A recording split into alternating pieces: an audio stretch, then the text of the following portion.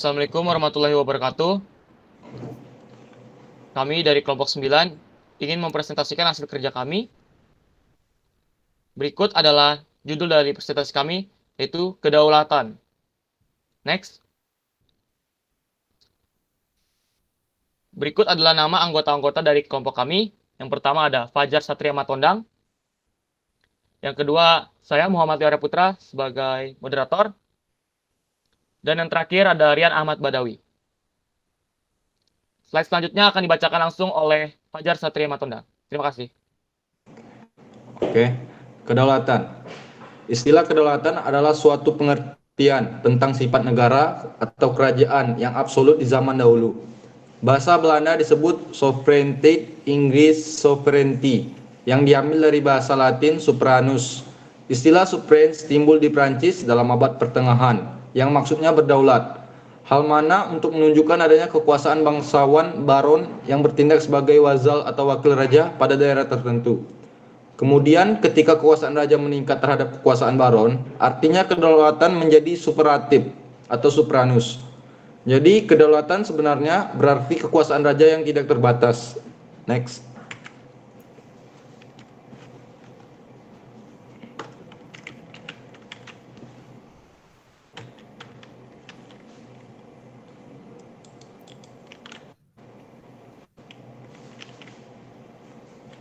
Yang tertinggi dan mutlak. Dalam hukum internasional, kedaulatan berarti kemerdekaan suatu negara terhadap negara-negara lain. Dilihat dan berlakunya kedaulatan dalam negara, maka kedaulatan itu dapat dibedakan antara kedaulatan teritorial yang menunjukkan kekuasaan pemerintahan terhadap wilayah daratan, perairan, dan udara, yang menunjukkan kekuasaan pemerintah terhadap warga negara dan penduduk negara.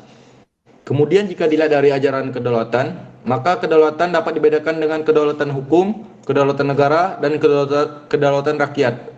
Kedaulatan hukum mengandung arti bahwa yang berkuasa di negara itu adalah hukum, sehingga semua tindak tanduk pemerintah harus berdasarkan hukum, berdasarkan kesadaran hukum rakyat yang banyak.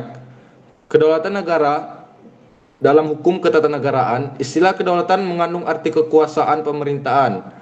Ara mengandung arti bahwa yang berkuasa di dalam negara adalah penguasa atau pemerintah negara. Sehingga kehendak negara merupakan sumber hukum yang utama yang termual dalam hukum perundangan dan hukum adat. Kedaulatan rakyat mengandung arti bahwa yang berkuasa di dalam negara itu adalah rakyat. Kekuasaan perundang dipegang oleh rakyat melalui Dewan Perwakilannya. Pembuatan undang-undang harus sesuai dengan kehendak rakyat. Antara ketiga ajaran tentang kedaulatan itu ternyata saling bertautan. Bahkan karena paham hukum yuridis, maka akhirnya ajaran kedaulatan rakyat itu merupakan ajaran kedaulatan negara. Namun kenyataannya yang sebenarnya berdaulat adalah golongan penguasa, bukannya rakyatnya. Next, selanjutnya akan dibacakan oleh Muhammad Leo. Ya, terima kasih. Selanjutnya ada sifat kedaulatan. Yang pertama, tidak terbatas, yaitu tidak ada yang membatasi jika ada namanya melenyapkan kedaulatan. Kedua, permanen. Kedaulatan itu tetap selama negara itu sendiri. Dan yang ketiga, asli, kedaulatan tidak dari kekuasaan yang lebih tinggi. Keempat, bulat, kedaulatan tidak dibagi-bagi. Yang terakhir ada absolut, tidak ada kekuasaan yang lebih tinggi selain daulat. Oke. Slide selanjutnya akan dibacakan oleh Rian Badawi. Terima kasih. Bentuk-bentuk kedaulatan. Kedaulatan ke dalam. Pemerintah berhak mengatur segala bentuk kepentingan masyarakat. Sedangkan kedaulatan keluar, pemerintah mempunyai kekuasaan yang bebas, tidak terikat. Jenis-jenis kedaulatan. 1. Kedaulatan Tuhan. 2. Kedaulatan raja. 3. Kedaulatan negara. 4. Kedaulatan hukum. Dan 5. Kedaulatan rakyat. Prinsip kedaulatan Indonesia. Pada pasal 1 ayat 1 Undang-Undang Dasar 1945 berbunyi, negara Indonesia adalah negara kesatuan yang berbentuk republik. Pada pasal 1 ayat 2 Undang-Undang Dasar 1945 berbunyi, kedaulatan ada di tangan rakyat. dan dilaksanakan menurut Undang-Undang Dasar.